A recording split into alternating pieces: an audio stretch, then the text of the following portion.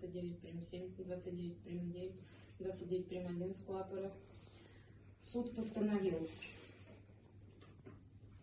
признать Чоршанбиева, Чоршанбе Авасхоновича виновным в совершении административного правонарушения, предусмотренного частью 3 со значком 1 статьи 18.8 КОАП РФ, и назначить ему административное наказание в виде административного штрафа в размере 5000 рублей в доход государства с административным выдворением за пределы Российской Федерации путем принудительного перемещения через государственную границу Российской Федерации до исполнения административного наказания в виде административного выдворения за пределы Российской Федерации, поместить Чоршанбиева Чоршанбе Авасхоновича в Центр временного содержания иностранных граждан ГУМВД России по городу Москве. Исполнение постановления возложить на начальника отдела межрайонного отдела судебных приставов по административному выдворению ФСБ России по городу Москве. Штраф подлежит уплате последующим реквизитам получателя платежа МФК по городу Москве, ГУМВД ГУМВД России по городу Москве.